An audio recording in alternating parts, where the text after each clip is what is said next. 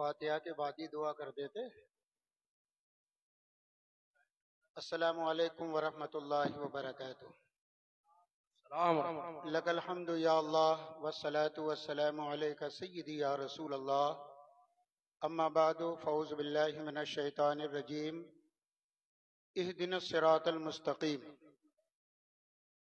آمنت باللہ صدق اللہ مولانا العلی العظیم وبلغنا رسولہ النبی الکریم. بآواز بلند محبت کے ساتھ نذرانے درود و سلام پیش کریں. اللہم صلی علی سیدنا و مولانا محمد معدن الجود والکرم والہ الکرام وصحبہ الفخام وابنہ الغوث العظم الجیلانی وبارک وسلم.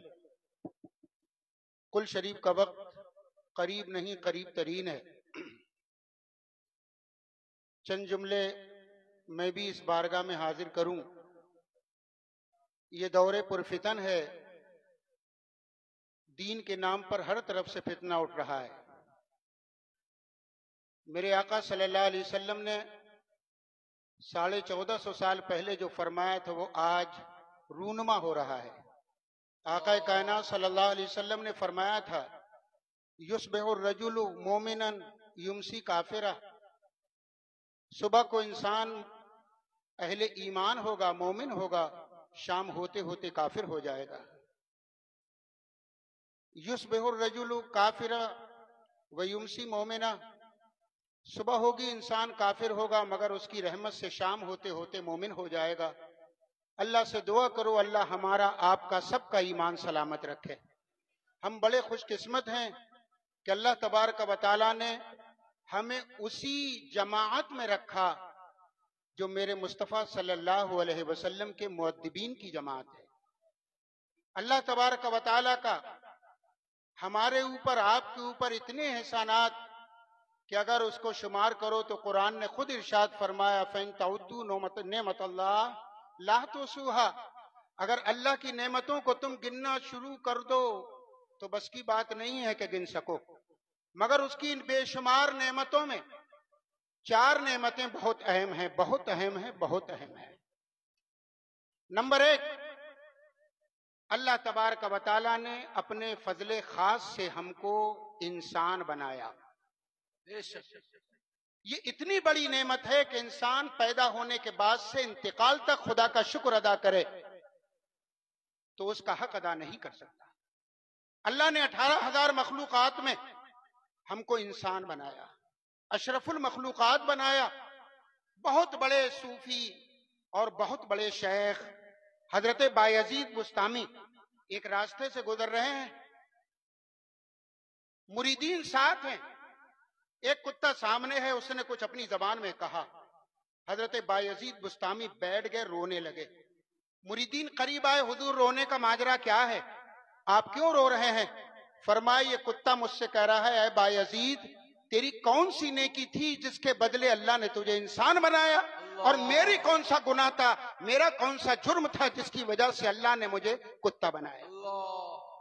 اے بایزید اپنے انسان ہونے پہ ناز نہ کرنا، یہ اس خالق کی مرضی تھی جس نے تجھے اپنے کرم سے انسان بنایا. بے شک اے انسانوں مجھے صحیح بتانا، کیا ہم نے اپنے وجود سے پہلے دعا کی تھی اے اللہ ہم کو انسان بنا؟ ارے ہم تھے ہی نہیں، بالکل نہیں. تو دعا کیا کرتے؟ اب اپنے اپنے دل پر ہاتھ رکھ کے بتانا محبت تم نے خدا سے پہلے کی ہے یا کرم اس نے پہلے تم پہ کیا؟ بے شک اللہ نے کرم کیا. اس کا کرم ہے تمہاری طرف پہلے، اس نے کرم کیا اور ہم کو انسان بنایا. بے شک بڑی نعمت ہے کہ نہیں؟ بہت بڑی.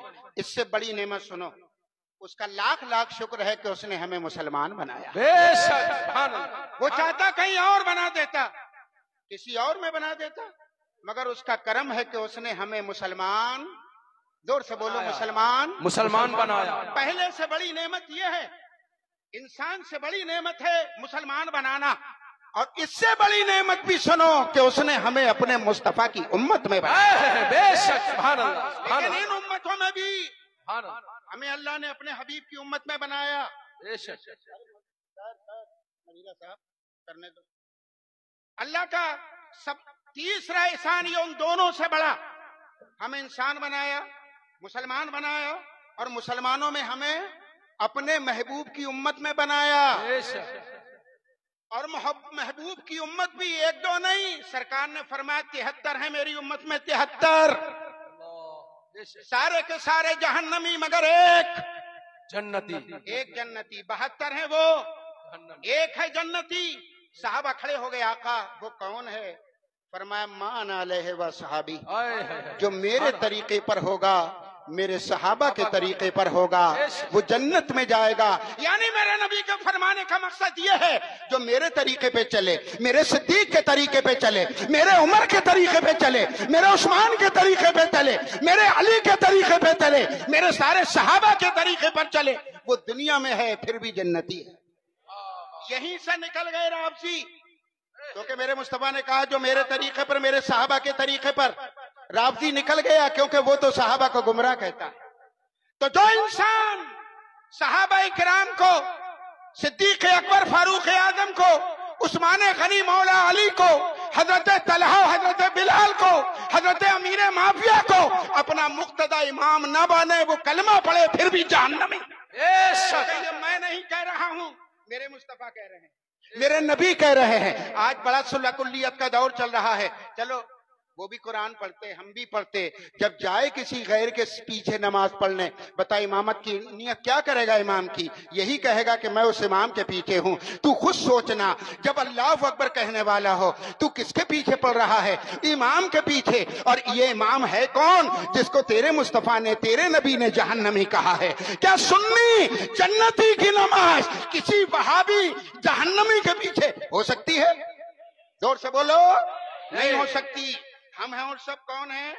اہل سنت۔ میرے آقا نے فرمایا وہ فرقہ جو میرے صحابہ کے طریقے پر ہے، وہ کون ہے؟ جنتی۔ جنتی۔ یہاں تو میرے مصطفیٰ نے اعمال بتائے، لیکن ایک حضرت امام غزالی نے اسی حدیث 77 امتی، اسی کو لکھ کر آگے کہا۔ صحابہ کرام نے عرض کی یا رسول اللہ، آپ نے کیفیت تو بتا دی، ان کے اعمال تو بتا دیے، ان کا طریقہ تو بتا دیا، حضور اگر نام بھی مل جاتا تو بہت اچھا ہوتا۔ میرے سرکار نے فرمایا ہم اہل سنت والجماعہ۔ وہ ایک فرقہ کون سا؟ اہل سنت والجماعہ۔ الحمدللہ ہمارا نام بھی مصطفیٰ نے رکھا ہے، اہل سنت کا نام بھی مصطفیٰ نے رکھا ہے، مگر جب چلتے رہے اب لوگوں نے سوچا لوگوں کو بہکائیں کیسے، تو انہی سنیوں میں وہ بھی آ گئے جو سنی نہیں تھے۔ نمازیں وہ بھی پڑھ رہے ہیں، تم بھی پڑھ رہے ہو، ایک ہو گئے بصری، ایک ہو گئے نقلی، ایک ہیں اصلی سنی۔ الحمدللہ وہ ہیں مسلک اعلی حضرت والے، اور وہ بھی اپنے آپ کو سنی کہہ رہے ہیں۔ اہل سنت نام انہوں نے بھی رکھ لیا ہے کہ جن کے دل میں مصطفیٰ کی محبت نہیں ہے، جو نبی کو اپنی طرح کہتے ہیں، جو خدا کو جھوٹا کہتے ہیں، وہ بھی اپنے آپ کو سنی کہہ رہے ہیں۔ سمجھ میں نہیں آتا اب فیصلہ کیسے کیا جائے، اب پہچانا کیسے جائے۔ نمازیں تم بھی پڑھتے ہو وہ بھی پڑھتے ہیں، قرآن تم بھی پڑھتے ہو وہ بھی پڑھتے ہیں، حج تم بھی کرتے ہو وہ بھی کرتے ہیں، مدرسے تم بھی چلاتے ہو وہ بھی چلاتے ہیں، تم سے زیادہ ان کے ہاں بچے فارغ ہوتے ہیں، مگر اب پتہ کیسے چلے کہ یہ سنی اصلی ہے یا وہ سنی اصلی ہے؟ یہی قوم چلی اور جانے کے بعد مدینہ منورہ میں دروازے پہ دستک دی۔ اب دروازے سے نکلے وہ جو امام حسین کے شہزادے تھے۔ دیکھا نانا کی امت کھڑی ہے، عرض کی حضور بچاؤ۔ امام حسین کے شہزادے نے کہا کیا ہے؟ کہا آپ کے نانا نے بتایا 72 جہنمی ہیں، ایک جنتی ہے، اور جنتی وہ جو آپ کے نانا اور آپ کے نانا کے صحابہ کے طریقے پر ہوگا۔ اب ہم پہچان نہیں پا رہے ہیں، جس کو دیکھو وہ کہتا ہے ہم صحابہ کے طریقے پر ہیں، جس کو دیکھو وہ کہتا ہے ہم اہل سنت ہیں، آپ کوئی نشانی بتاؤ۔ حضرت امام زین العابدین نے بتایا نشانی بتا دوں سنیوں کی، اصلی سنی کی؟ کہاں حضور بتاؤ۔ کہا ایسی نشانی بتانا حضور مر جائیں کم بخت مگر وہ نشانی اپنا نہ سکیں۔ فرمایا ایسے ہی بتاؤں گا، سنو۔ عرض کی حضور بتائیں نشانی۔ فرمایا علامت اہل سنہ کثرت الصلاۃ علی رسول اللہ۔ اگر تمہیں اہل سنت، سچے اہل سنت کی نشانی دیکھنا ہے تو دیکھو یہ سنی جو اصلی ہے وہ میرے نانا پہ بہت زیادہ درود و سلام پڑھا کرے گا۔ آج مجھے بتاؤ کون پڑھتا ہے درود و سلام؟ ہمارا کوئی جلسہ ایسا نہیں جس میں درود و سلام نہ پڑھیں. کبھی بیٹھ کے پڑھتے ہیں, کبھی کھڑے ہو کے پڑھتے ہیں, کبھی موج میں آتے اردو میں پڑھتے ہیں, کبھی عربی میں پڑھتے ہیں, کبھی ہندی میں پڑھتے ہیں, کبھی فارسی میں پڑھتے ہیں. جب دل میں آتا ہے تو بوسری کی زبان میں مولا یا صلی وسلم پڑھتے ہیں, اور جب دل میں آتا ہے تو اعلیٰ حضرت کی زبان میں مصطفیٰ جان رحمت پہ لاکھوں سلام. اور درود ایسا پڑھتے, لوگ تو ایک ایک پڑھتے, ہمارے امام نے تو لاکھوں پڑھا. اور کوئی درود ایک بار پڑھے, ہمارے امام نے کروڑوں بار پڑھا. کعبے کے بدر الدجا تم پہ کروڑوں درود, طیبہ کے شمس الضحا تم پہ کروڑوں درود. مجھے بتاؤ سنیوں, اصلی سنی وہ ہے جو کثرت سے درود و سلام پڑھتا ہے. الحمدللہ ہم اہل سنت والجماعہ اپنی ہر محفل میں درود و سلام پڑھتے ہیں کہ نہیں؟ اور پڑھتے رہنا. اور یہ جملہ سن کے میں بات سنا کے بات ختم کروں, خدا کی قسم چاہے کوئی عبادت قبول ہو کہ نہ ہو, درود و سلام 100% گارنٹی ہے قبول ہو جاتا ہے, کیونکہ یہ میرے مصطفیٰ پہ ہے اور اللہ اس کے فرشتوں کی سنت ہے. اعلیٰ حضرت کیسا سلام, کیا سلام, بہت بڑا ہے وہ. دوسری جماعت کا پاکستان میں ہے کوثر نیازی, ایک سیمینار میں یوں ہی ذکر چل گیا, اردو زبان میں سب سے بڑا نعت خواں کون؟ کسی نے کہہ دیا بریلی کے مولانا احمد رضا. کوثر نیازی کے ہلچل مچ گئی, کیا وہ شاعر بھی ہیں؟ اور اتنے بڑے. گیا دکان پہ, اعلیٰ حضرت کی خریدی ہدایت بخشش, کتاب کھولی, جیسی پڑھا, واہ کیا جود و کرم ہے, شہ بتہا تیرا نہیں سنتا ہی نہیں مانگنے. پڑھتا گیا, گھر پہنچا, کمرے میں بیٹھ گیا, پڑھتے پڑھتے جب اس شعر پہ پہنچا, مصطفیٰ جان رحمت پہ, شمع بزم ہدایت پہ, کتاب رکھ دی.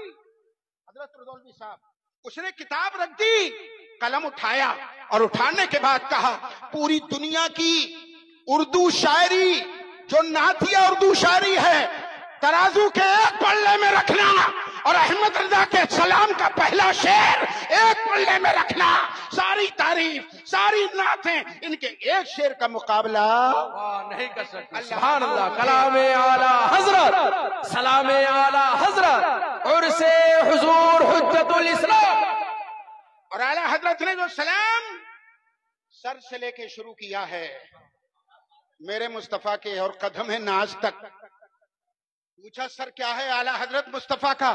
فرمایا بتائیں, جس کے آگے سرے سرورہ خم رہیں اس سرے تاج رفعت پہ. بول دو ذرا. اعلیٰ حضرت مصطفیٰ کی پیشانی کیا ہے؟ فرماتے جس کے ماتھے شفاعت کا صحرا رہا اس جبین سعادت پہ. احمد رضا مصطفیٰ کے کان کیا ہیں؟ دور و نزدیک کے سننے والے وہ کان, کان لال کرامت پہ. اعلیٰ حضرت میرے مصطفیٰ کی بھاؤں کیا ہیں؟ فرماتے ہیں جس کے سجدے کو محراب کعبہ جھکی ان لبوں, جس کے سجدے کو محراب کعبہ جھکی ان بھووں کی لطافت پہ. اے اعلیٰ حضرت مصطفیٰ کی نظر کیسی؟ فرماتے ہیں بتائیں نظر, نیچی نظروں کی شرم و حیا پر درود, اونچی بینی کی رفعت پہ لاکھوں سلام. احمد رضا میرے مصطفیٰ کے ہونٹ کیسے, خدا کی قسم کھا کے کہتا ہوں کچھ اردو پڑھنا جانتا ہوں کچھ, مگر اردو زبان میں نے بڑے ادیبوں کو پڑھا, شعراء کو پڑھا. اعلیٰ حضرت نے جو میرے مصطفیٰ کے ہونٹوں کی تعریف کی ہے خدا کی قسم کوئی آج تک کر نہ سکا. پتلی پتلی گلے قدس کی پتیاں ان لبوں کی نزاکت پہ. امام اعلیٰ حضرت مصطفیٰ کے ہاتھ, فرماتے ہیں ہاتھ جس سمت اٹھا غنی کر دیا موجے بحر سماحت پہ.